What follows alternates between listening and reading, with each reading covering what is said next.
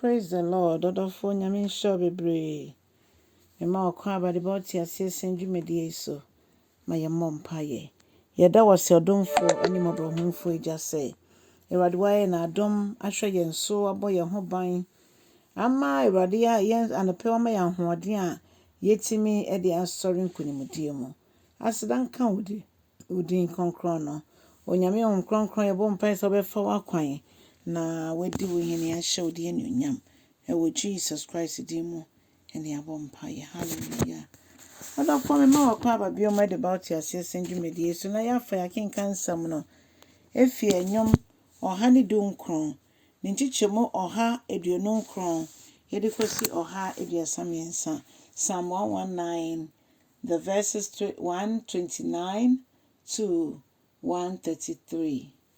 Let's hear Yintie Awurade asem, mmantie Awurade asem. Na Awurade Mmrasɛm no Nwanwa Dodo. Ne senti ena me bu anase me koto wo. Ne senti ene Awurade me nane mechi mfa ma wo. Ye Nyankopɔn wasɛm no de yikyire bebre wo mu. Nti yikyire a wo yi fa wasɛm emma ye no emma ye nimdie a ewo anim ekɔ anim ekron nimdie nam nyame asɛm mu na eba enti ase enam nyame asɛm mu na eba na oma ye krado sɛ omo besua bibi no enya ho mfaso ɔse me bie ma no sɛ meji ahome mu ɔden na mihia wo mmransɛm no ne senti Awurade mesɛ sɛ dane w'anim ema me ma wo han no ento me so na Awurade hu me mmɔbɔ na sɛ de wado ye tie no eno so na megina me de ebo sampa de srawi eni nti odofo nyim tuni no na asɛm no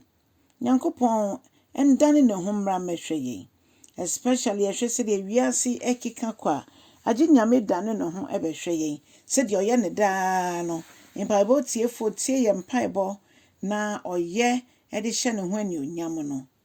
aseda enka ne din kronkron no afei ose mama kwan watutu manamo emame na makwan emfa Awurade wonhyehyɛ ne obɔhye a wahyehyɛ mu ese yenyina bɔhye no mu penten na yentimi emfenni nkonim efisɛ sɛ Onyankopɔn ahyɛ yembo na yenyina bɔhye no so amfa mmompa ye amfa ntwehwɛ Awurade ni mu a nkomhye na abade na so wanhwa na ankobe mu hallelujah nti mo Onyankopɔn kwa ma ne tutu ya na ma ye de a you best stay steady and focused and he wa maye kwan say yenante nanamo emu wa maye kwan say yenante nanamo mu odofo eya na brofo no befrɛ mu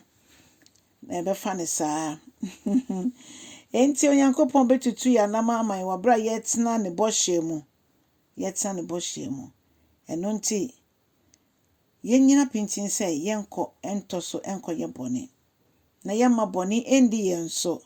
nemom yemom ibedi bone so efisɛ ebre bia nyame asɛm ne ba ebesiesie yen ekyerɛkyerɛ nia esese yeye si betimi de ho ato asɛm ne so a ebema esi yeye efisɛ yejapade a Onyankopɔn ode ato ho ede amma yen sɛ yenyina so na ne onyam ennedi na safo egidifo nka nyinara enti na samase ni ntimi fentu anamo a ebehye Kristo Yesu din konkon onyam Onyankopɔn hyew no nyokese Onyankopɔn endomboa wo no ntre wahye mo bie kwanfanto be bia kwanyenda afi won subscribe ya bomodian na ye ne saa no nyame ebehyew de bia ye be send video bia no wo beti yenka na wetimi aba ebetie ne ye de ato ho afen so like video no na share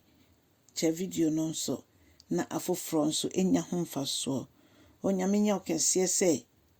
wama no kwan so ono ankasa enye n'adwuma emfa wo mu yosempaka ne adwuma na aketuapa ewo mu onyame nhyɛ bye bye.